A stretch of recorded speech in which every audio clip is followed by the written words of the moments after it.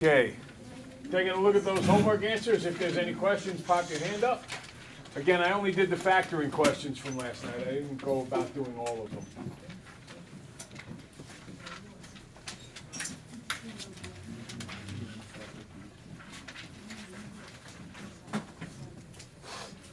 Any questions on numbers 1 through 6? Okay. Let's now go to the next three questions, numbers 7 through 9. Any issues on that? Now, what I would call your attention to, based on the quizzes I just graded, is which number gets which sign. And what I mean by that is this. If you take a look at this first question, the only correct answer is c minus 8 times c plus 3. On the quiz, the kind of questions I saw, or the kind of mistakes I saw made wrong every now and then, were c plus 8, c minus 3. And you guys were a little casual about the signs. If you remember, I said that the most important thing about doing factoring is the quick mental check. The quick mental check will reveal to you whatever it is that you're not getting right. So, if we do a quick mental check here, c times c is c squared. Kind of obvious. C times 3 is plus 3c's. Negative 8 times c is negative 8c's. 3c's and negative 8c's do make negative 5c's. God bless. If I had reversed the signs, it would not come up to negative 5c. It would have come up to positive 5c. And you would see that you had made a mistake. It's very, very common when you first learn how to factor to make mistakes with the signs. It's somewhat common when you're really good at factoring to make mistakes with the signs.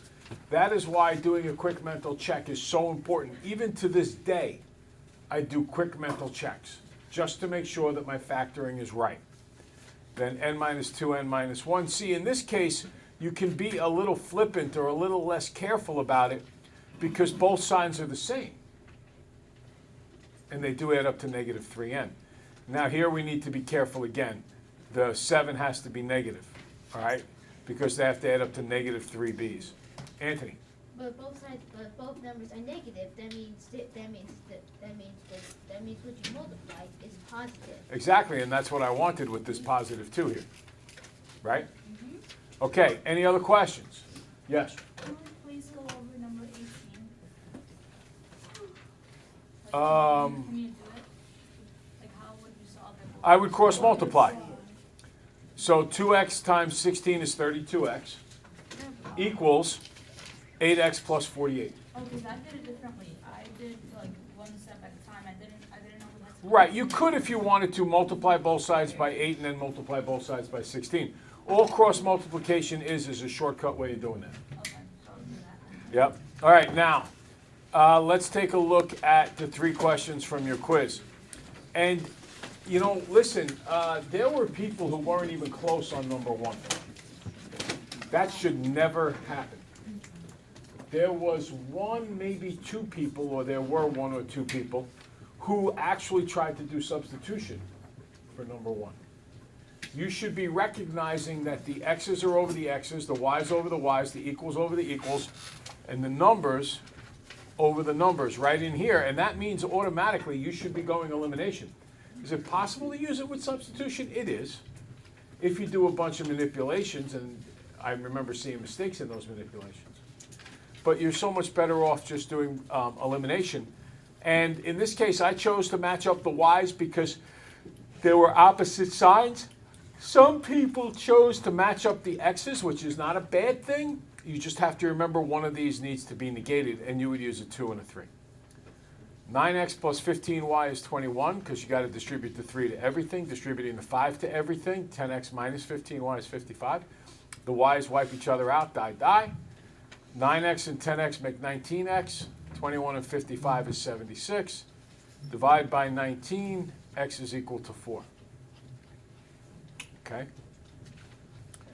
3x plus 5y is 7. Plug in the 4 from there. Working it on out, I get 5y is negative 5, so y has to be negative 1. In my opinion, This is routine. This is not complicated, it's not difficult. If you didn't get this right, there's basically two possibilities. One, may have had a brain cramp after the weekend. That happens. You better study tonight and make sure there's no brain cramps tomorrow. Second possibility, careless mistake. Okay, these things happen, I do them, not a big deal. The third possibility, actually, is that you were unprepared.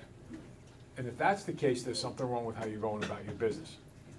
How many days in a row now have we done something like this? Like 5, Every bit of it. I would have felt more like 10. maybe 10. All right, so we really should be on top of it. And then the next two questions revolve around the work that we're doing more at this particular moment. Remember, using the AM technique, I got to multiply out to -21, add up to -4. I think the answer is n minus 7 times n plus 3. Let's do the quick mental check. N times n squared. N times 3, 3 n's. -7 times n, -7 n's. 3 n's and -7 n's make -4 n's. That's good. And -7 times 3 is -21. So I know that's right. This guy I got to multiply out to 20, add up to 9. I'm thinking it's 5 and 4. So let's check it. X times x is x squared. X times 4 is 4x. 5 times x is 5x. 4x's and 5x's make 9x's. And 5 and 4 makes 20. Now, just again, to show you from your own situation here, 3, 4, 5, 6, 7, 8, 9, 10, 11, 12 kids got 100 out of 24. That's half the class. What? 12 kids out of 24. There are 24 kids here today. 12 of them got 100. So if half of your classmates got 100, it's a pretty good indicator to you that this stuff is very understandable. This is day 1 of the quiz. This is supposed to be the hard day, and half the class gets 100. If you're not, maybe not necessarily getting 100, but if you're not getting an 80, there's something wrong with how you're preparing and how you're going about your business, and you need to do something about that. Okay, let's go to today's work. We have the Bill Bryan question from the other day, our second opportunity at this guy. And then we have some factorings to do, and then we get into today's lesson, which is the meatier stuff. And for some reason, there's a little gap in what I'm trying to show you, so I need to adjust a little bit. All right. So, first, I'm going to shortcut this first one a little bit here. Bill catches 4 times as many as Brian. So we're going to call Brian X and Bill 4X. And it says here they got to get at least, and we talked about the fact that that should be fish the other day. So 4x's plus 1x is 5x. It has to be greater than or equal to 73. Dividing by 5, x is greater than or equal to 14.6. Now, here's kind of the point we were driving at the other day. I think everything I just did is very simple, and I think that you can follow it even though I didn't show a ton of work, because we've done much more complicated things than this during the year. The problem is it possible to catch 0.6 fish? No. Unless of course it was So therefore, the correct answer should be, yes, 15. Now, it's extremely important that you understand that this kind of rounding off only is necessary on inequality problems, like at least and at most, where the context demands. For instance, if this question was all about pounds, you could say 15.6 pounds, because someone can weigh 15.6 pounds, or a fish could weigh, 14.6. A fish could weigh 14.6 pounds. But this context is in terms of catching fish, and you're not going to catch a 0.6 of a fish. Therefore, we need to round up. Another classic question is kids are taking a bus trip at school, and it works out to like, you have, say, 100 kids, and each bus can only hold 45 kids. How many buses do you need? Well, you need 3 buses. It works out to 2 point something, but can you have point something of a bus? No. So given the context, you need to realize that in that inequality, you need 3 buses. Likewise, you need a 15 here. Okay, And just for the sake of argument, Bill would need 60 because 4 times 15 is 60, okay? Any questions? Okay. So again, I think everything that we've done so far has, I don't think any of it's difficult. I think that, you know, maybe the first couple of days we did the factorings, they had some challenge to them. But I don't think they're overly hard. Poor Kyle's sitting over there rubbing the sleep out of his eyes like he doesn't want to be up at this particular point in time. Didn't you wake up? I gotta be honest with you, I've been waking up lately, and I've been saying to myself, I do not wanna do this, especially on Mondays. I've been doing that for I like hate 13 years Mondays. now. Well, except for fight my dad's Yeah, it's been pretty brutal getting up. You know what it is too, is it tends to be dark out when we wake up. Yep, I hate It tends to be dark out when we get home. And the lack of light is just not conducive to getting up and getting out of it. In my particular case, I don't usually get done riding the bike and hitting the sack until somewhere between 11:30 and 12 o'clock.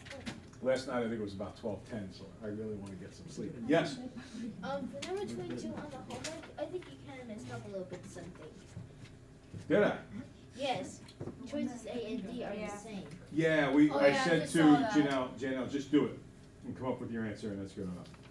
Either Okay. Oh yeah, just draw a line. There you go. most did. Okay, so now, Teach gets teach. let's do some basic factoring. What's the answer to the first one? Ooh, AJ? x plus 3 times x minus 8. Don't ask me why the plus sign didn't print there. Okay. Always, always, always do what now? Double check. Quick mental check. Yes, there we go. X times x is? X squared, X times negative 8 is? negative 8, 3, negative 8x. 3 times x is? 3x, 3x is. What's negative 8x plus 3x? negative 5x, Good. And 3 times negative 8? negative 24. Very good. Okay, so I know I got that one right. Next one, letter B. Spencer. X times, and then this part's in parentheses, x plus 7. Nice. And kind of the point behind this question is to make sure that you are not just blindly doing the double bubble, the double packages, to make sure that you're first looking for the common factor. That's extremely important. It's at this point in time that I want to go back and do a little bit of a couple of factorings here. I think my battery's starting to die, and that's why these things aren't necessarily printing. All right, that says 2x squared plus 6x plus 4. So why don't you guys factor that while I change Wait, it's battery? 5x. No, that's 6x. No, this is a new question. Oh, okay. I'm just making this up. Remember I said I need to go back for a second?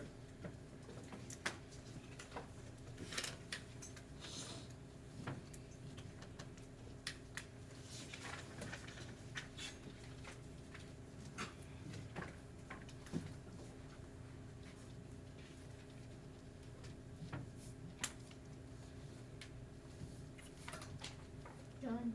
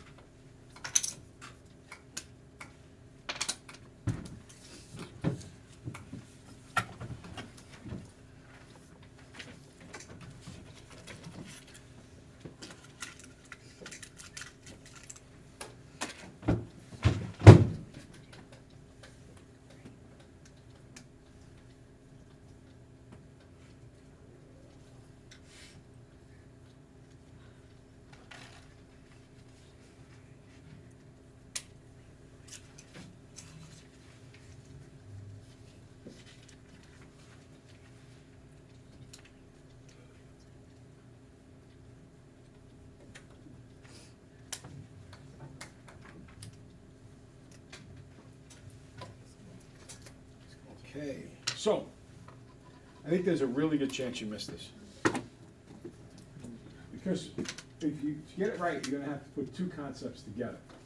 The first thing you're always, always, always supposed to do, I say it all the time, what do you do before you cross the road? Wait. What do you do before you factor? You look for a common factor. GCF. There is a GCF. There is a greatest common factor. In this case, that greatest common factor is 2. So that leaves me with 2 times x squared plus 3x plus 2. But we're not done factoring. I can factor this quadratic. No, I get it. Yeah, I totally get it. 2 times x plus 2 times x plus 1. In other words, when we want to, here's the key directions here, ready? You're going to learn to read these directions and take particular note of them. Factor completely. This word completely is a very important word. It means 2 steps. I don't know how discipline works in your house, but I know how it worked in my house growing up. Effectively, my mother had none. My dad, on the other hand, had serious discipline. Yeah, because my mom's not scary. Right, and a typical thing in the house would go something, I do remember plain as day. I remember very, very well when I was about 14 or 15 years old, I got fresh to my mom. And she hauled off and smacked me hard in the mouth. Ouch. And I remember her crying because her hand hurt. Is that real? So that was pretty much the end of any discipline coming from mom. A typical situation might go something like this. My room might be a mess. Anybody been there? Yep. Okay. Really? The room is a complete disaster. So my mother walks by and says, clean your room. Do you think I paid any attention to that? No. Not a chance. Now, she walks by a little later and she says, I told you to clean your room. Do you think I paid any attention to that? No. Not a chance. A little while later, she walked by and say, I'm gonna tell your father. I might have caught my attention a little bit, but it did not quite motivate me to clean the room. At that point in time, maybe my mother would say, you know, your father's gonna be home in half an hour, I'm gonna tell him about cleaning the room. I'd still find an excuse to not get it done. My father would walk by. He would say something like this. See that crap on the floor? There's garbage bags in the garage. I'm walking by in 20 minutes. If everything in your room is not spotless, everything that's out of place is going in one of those garbage bags, it's going out to the curb and the garbage man's taking it away. At that point in time, do you think I cleaned my room? Yes. Absolutely. My dad just says The way discipline worked in my house was that my dad took care of it. So there was like this, and he would always start with this, like, whenever my dad was in a good mood and he was getting along with me and there wasn't too much tension in the room, he would call me Robert, he would call me Bud, he would call me Bobby, he'd call me anything like that. champ, buddy. 'Cause he All of forgot those anything things. that he couldn't remember your name. Right, because they're having brain spasms. I'm a dad now, I understand. But when I heard Robert Carl Lindquist Jr., that meant the crud was about to hit the fan. It meant bad times are coming. Wait, your middle name is Mac. In the words of Creedence Clearwater Revival, That's what you pay us for. in the words of Creedence Clearwater Revival, there's a bad moon rising, because Dad was getting mad. Robert Carl Lindquist Jr. meant the end of the world was imminent. Robert, that's it, thank you so much, Chloe. Wait, junior? Yes, I'm a junior. Oh, I didn't know that. So, Robert Carl Lindquist Jr. meant we were now entering a whole new stratosphere of discipline. Completely means we are entering a whole new stratosphere of factoring. Completely means 2 steps. What does completely mean? 2 steps. 2 steps. Always 2, hey, I just hit red and it came out black. Always 2 steps. So, the first step was the factoring out of the 2. The second step was the factoring of the binomial. Let's try this one. Ready?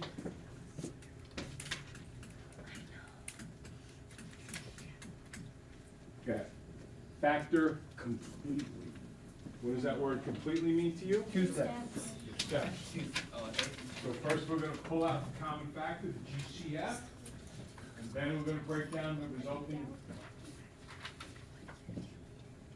trinomial.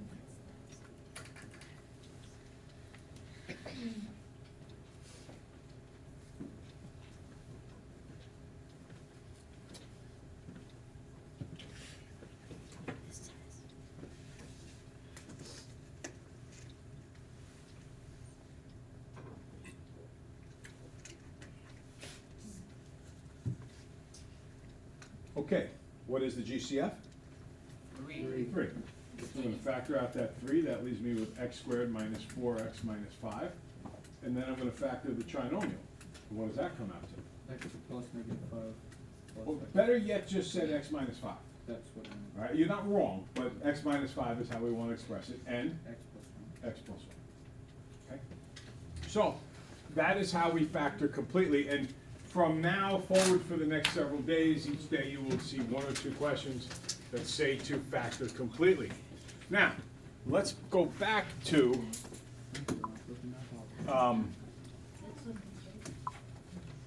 this question here. And you see that 2x squared in front? In my mind, that means I have to be prepared to factor completely. But there's a problem. The problem is that 2 does not go into 5. 2.5. 2.5 doesn't work. When we factor, we use whole numbers, or integers more than a point. What I'm going to do is a type of factoring I call Plan B. All right? You cannot factor this the way it is. So we're going to make an adjustment that's going to work itself out. And that adjustment is based on a very sound mathematical principle that if I do inverses, I haven't changed anything. For example, if my favorite number is 7, what's 7 times 10? Everybody? 70. What's 70 divided by 10? 7. So I did 2 things, I multiplied, then I divided, but they had the effect of canceling each other out, undoing each other, because they're inverses, and I got back to where I started from. So the first thing I'm going to do is take this 2 and put it here. Everybody do that on your paper. Right? And then I'm going to multiply that 2 by 2 at the end, and I get x squared plus 5x plus 4. You can just move it. We gotta have to inverse it in a little bit, okay? By the way, you are the first person in several years who has said you can just move it, because that's what I would have said. That seems very hinky, in the words of Abby. Now, this factor, and I get x plus 1 times x plus 4. Everybody agree? Yep. But along the lines of what Spencer just said, which was very insightful, you can't just go changing questions. Otherwise, you guys could do that on your tests. And every time you see one that you don't like, you can simply change the question a little bit, get your own answer, and everything is okay. But if I multiplied by 2 here at the end, I now have to come back and divide by 2 at the end. And that will inverse it. So check this out. What's 4 divided by 2? 2. So this last term is x plus 2. Now, going back to elementary school for just a minute, do you remember how if you had 1.5, you could convert that to an improper fraction and do 2 times 1 plus 1 is 3 over 2? So that's what I'm going to do here, 2 times x plus 1. And that's my answer. 2x plus 1 times x plus 2. Yeah, let's multiply back. What's 2x times x? 2x squared. What's 2x times 2? 4x. 4x. What's 1 times x? 1x. Add them up, 5x's. 1 times 2 is 2. Try 8. We have enough time to try number 9. Give it a shot. Remember to multiply by the 3 at the end, factor, and then divide it back in again.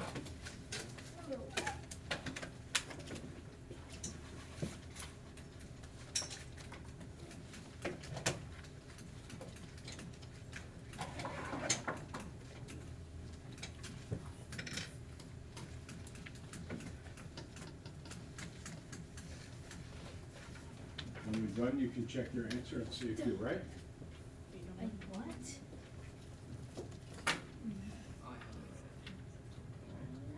Yeah, this is something we're going to work on for a couple of days, so don't panic about it. But this is the last final frontier for all you Trekkies out there of the factoring universe. Oh God, why did I take out some of these those? Hasta la vista, bye, adios, smile a lot, ciao, adios amigos y amigas, cheerio, carushurus, kadafes, enjoy, have a good day.